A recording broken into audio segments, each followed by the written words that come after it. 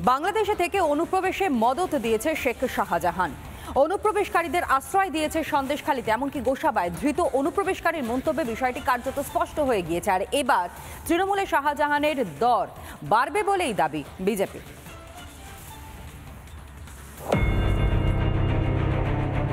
শেখ শাহজাহান একসময় ছিল সন্দেশখালীর বেতাজ বাদশাহ। বাম জমানায় সিপিএমে, পালাবদলের পর তৃণমূলে। তাকে উত্তর 24 পরগনার জেলা পরিষদের সদস্য করে ঘাসফুল শিবির। দুর্নীতির অভিযোগে সেই শাহজাহান এখন জেলের অলিন্দে। খুন, ধর্ষণ, জোর করে জমি দখল, শেখ শাহজাহানের বিরুদ্ধে ভুরি ভুরি অভিযোগ। সেই তালিকায় এবার যুক্ত হলো অনুপ্রবেশে মদত। সন্দেশখালীতে নামে বেনামে অনেক ইট ভাটা চালাতো শাহজাহান, সবই তো তার নিয়ন্ত্রণে। তেমনই এক ভাটার কর্মী সিরাজুল শেখ। বাংলাদেশের খুলনার বাসিন্দা এই সিরাজুল।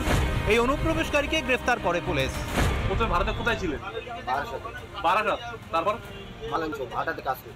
আমার দাদা এই নিচে কোন পথে আমি অতটা বলতে পারবো। তোরা কত বললো চলো কাজ করবো, ভাটাতে পয়সা আসছে ভালো। আমি কোথায় থাকে সে আমার ভাটাতে রেখে সে কোথায় চলে গেছে। সেও কি বাংলাদেশি?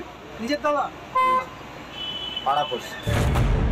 শুধুই কি সিরাজুল, আরো কত অনুপ্রবেশকারী রয়েছে সন্দেশখালীতে? বাংলাদেশে অনেক আছে, ওই চরে ভাড়া আছে, ওই জেলে ভাড়া সব আছে। ভাটার দিকে কি মানে কাজ করে বাংলাদেশিরা? বাংলাদেশিরা কাজ করে, কিনে এখানে আস্তে যা কিনে তারা ঘর বসত বাড়ি হয়ে গেছে। এই ভাটায় কি মানে কাজকর্ম মানে করতে আসে? হ্যাঁ। কারা আসে বাংলাদেশ? ওই যারা নতুন পাড়ে তারা আসে, আর যারা অনেক দিনে এসে তারা বড় ব্যবসায় লেগে গেছে।